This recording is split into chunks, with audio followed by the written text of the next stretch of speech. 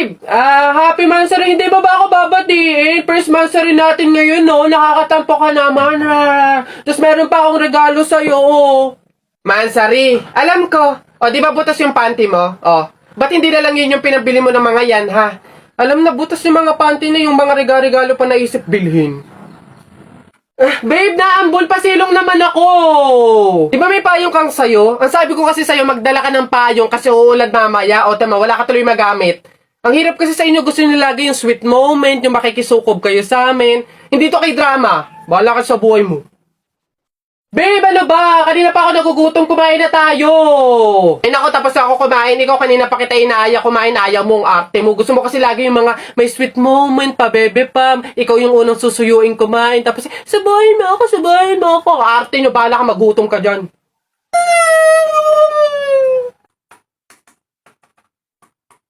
Teacher, may tanong po ako sa'yo kung talagang matalino ka sa math. Ay nako, Tutoy, bata ka pa mapapahiya ka na. Kaya nga math teacher mahusay sa math. Ano ba yung tanong mo? Halimbawa, teacher, meron akong 30 pesos. Tapos, bumili ako ng hamburger, 18 pesos isa. O, ilan yung sukli ko? Diyos ko, Tutoy, napakadali. 30 pesos minus 18. O, edi 12. 12 pesos ang sukli mo. Mali, teacher. Ha? Bakit? Paano mali? 2 pesos lang sukli ko. 20 lang kaya binayad ko. May nakita ka bang 30 pesos na buo? Bola. Talaga ba? Di ba? Bessie, tignan mo! Girl, nasa mall ka, wala ka sa palengke. Ano ba yung suot mo? Wala ka bang taste? Walang style? Walang fashion? Ano ba yan, girl? Ilugar mo naman yung suot mo. Baduy? Bakit hindi mo kami try gayahin, girl? Sosyalin, yayamanin, fashionista, ganyan. 2023 na, oh. Glow up naman, girl. Habol tayo. Or baka naman, Bessie, walang pambili. Mahirap siguro, ganun, poor. Alam mo, girl, madami dyang mga cheap store, yung mga ukay-ukay. Try mong tumingin sa mga ganon. Para naman maging maganda ka at maging presentable yung suot mo. Ano ba yan, Bessie? Wala bang tricycle dito or jeep man lang? Paulan na, oh. Ano ba yan? Paano tayo makakauwi nito? Oo nga, Bessie, hindi naman tayo pwede mag-book. Ang mahal-mahal ng pamasahe doon. Oh, girls! Ay, kayo yung nakasabay ko sa mall kanina, di ba? Anong ginagawa? Commuters ba kayo? Ay, kala ko naman kasi kung makapan-judge ko yung kanina. Naghihintay kayo dito na ng jeep, no? Tricycle? Kawawa naman pala kayo. Girls, next time ha, wag na wag kasi kayo man-judge ng kung sinong tao, lalo kung hindi nyo naman kilala. And, wala namang issue pagdating sa pananamit. Kayo talaga. Sige na, una na ako ha. Ito kasi yung sasakyan ko. Oo, tama. Kahit ganito yung pananamit ko, may sarili akong sasakyan. Sige, una na ako. Wait, sa ganyang pananamit, magkukumute lang kayo. Gusto niyo sumabay? Pwede ba kahit saglit lang? Siyempre naman, hindi. After nyo akong i-judge kanina na pampalengke yung suot ko and wala akong fashion, walang style, tapos sasabay kayo, wag na lang siguro muna. Bye! Ingat! Ay, wow! Ang ganda nito, girl, pang outfit sa BGC. Buti 50 pesos lang. Eto nga, Bessie, mukha akong mayaman dito. Bigat. Oh! Hoy! Ay, lo! Kayo pala yan, Diyos ko! Nag-okay pala kayo? Akala ko mga branded yung suot nyo.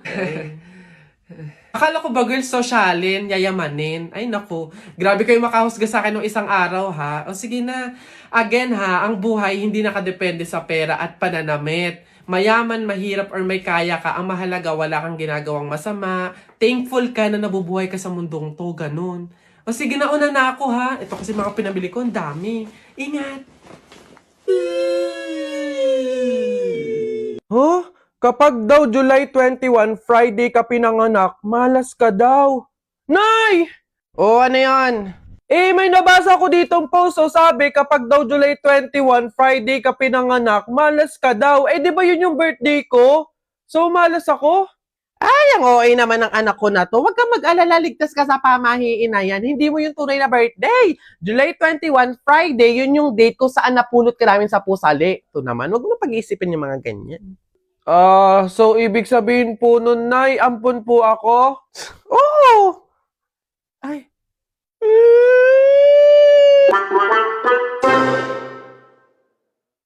Congratulations! Mabuhay ang bagong kasal! Thank you po. Salamat po. Sa wakas, magiging tatay na ako. Salamat, Lord, sa blessing na to.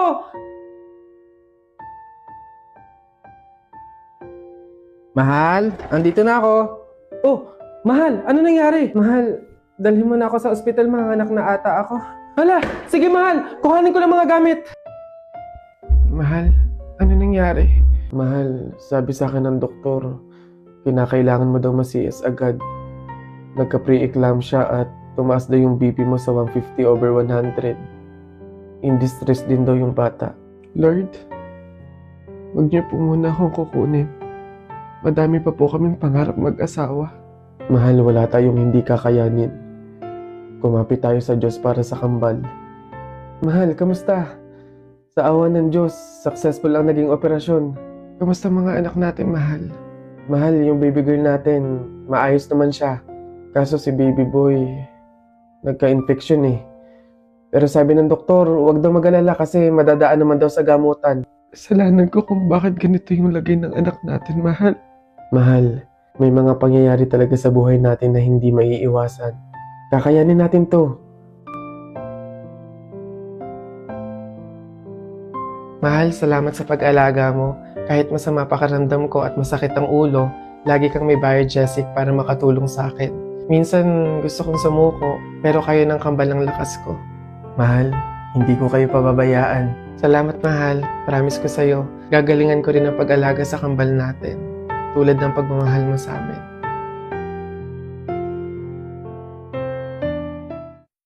Alagang Unilagyan!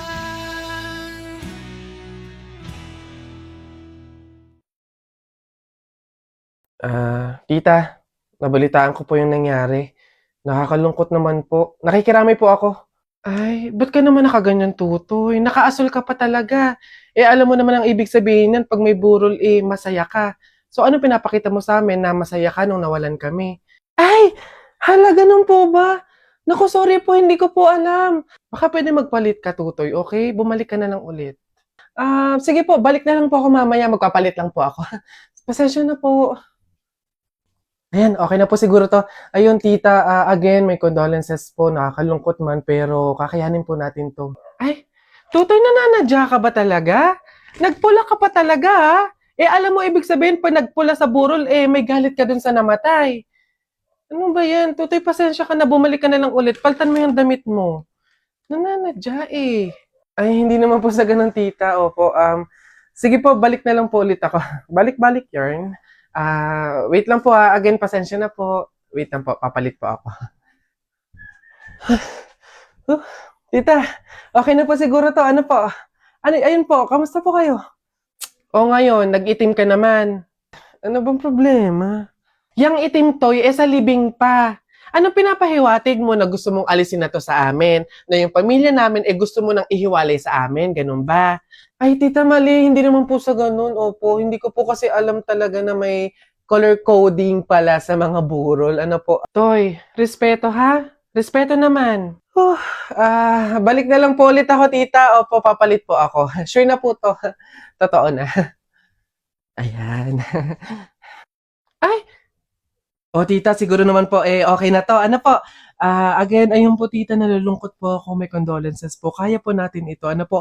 Meron pong dahilan lahat ng mga nangyayari sa life natin. Saan po dito yung tayaan?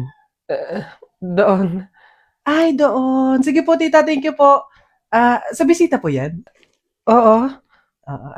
Kunin ko na din po, ha? Sige po.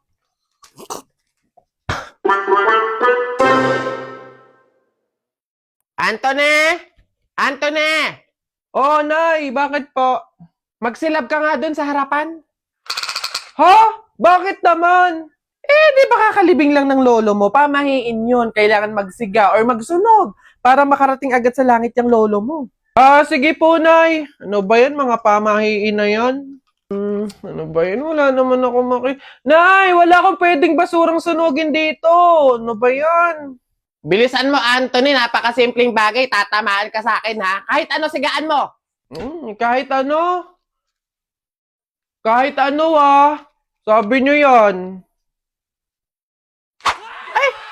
Ano yun? Ba't sila natakbo?